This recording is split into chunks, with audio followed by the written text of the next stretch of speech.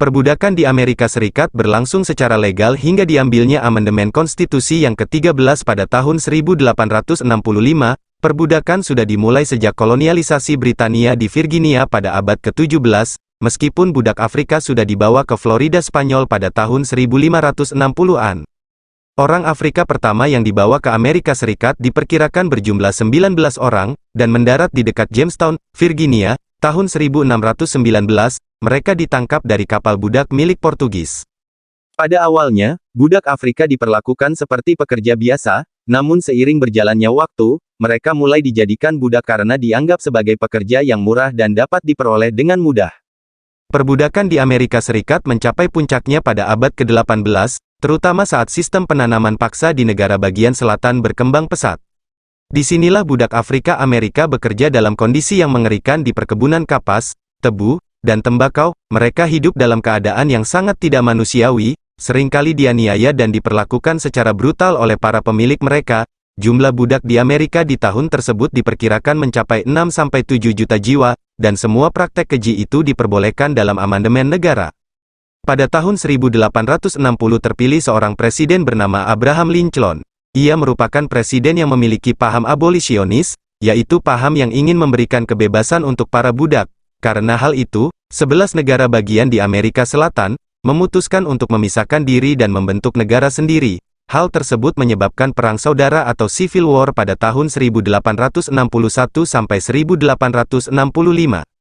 Di mana saat itu terdapat dua bagian negara Amerika yang berseteru, yaitu negara-negara Amerika bagian utara, Union, yang umumnya ingin menghapuskan praktek perbudakan, melawan negara-negara bagian Amerika Selatan atau Konfederasi, yang masih membutuhkan praktek perbudakan, sebab saat itu masih banyak budak Afrika yang dibutuhkan sebagai pekerja dalam bidang industri dan perkebunan.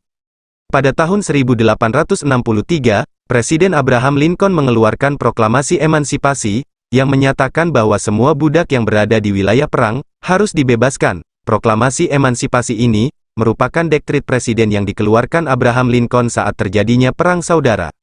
Namun tetap saja praktek perbudakan dihapus resmi setelah kekalahan besar negara bagian selatan atau konfederasi, di tahun 1865, di mana saat itu amandemen ke-13 konstitusi meresmikan penghapusan perbudakan. Namun kehidupan bagi para budak tidak langsung membaik, mereka masih menghadapi diskriminasi rasial yang sistematis, serta perdagangan manusia ilegal yang dikenal sebagai perbudakan setelah perang.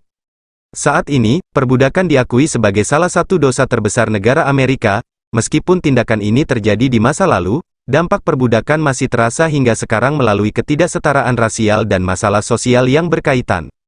Adapun beberapa kisah pilu perbudakan di antaranya. 1. Solomon Northup. Dia adalah seorang pria kulit hitam bebas yang tinggal di New York yang diculik dan diperbudak pada tahun 1841.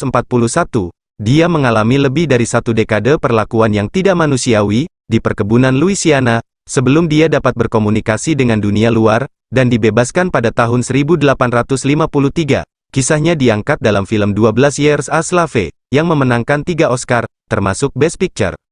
2. Harriet Tubman. Dia adalah seorang wanita kulit hitam yang melarikan diri dari perbudakan di Maryland pada tahun 1849, dan menjadi pemimpin gerakan Underground Railroad, sebuah jaringan rahasia, yang membantu para budak melarikan diri ke wilayah bebas. Dia juga menjadi mata-mata, perawat, dan pemimpin militer bagi tentara Union selama Perang Saudara terjadi. Dia dikenal sebagai Moses of her people, karena berhasil menyelamatkan lebih dari 300 budak. Kisah-kisah ini menunjukkan betapa kuatnya semangat dan tekad para budak untuk memperoleh kebebasan dan keadilan. Mereka adalah saksi sejarah dan inspirasi bagi kita semua untuk memperoleh kehidupan yang lebih baik. Demikianlah video kali ini. Semoga video ini bermanfaat dan menambah wawasan Anda. Jangan lupa untuk like, komen, dan subscribe channel saya. Sampai jumpa di video selanjutnya. Terima kasih.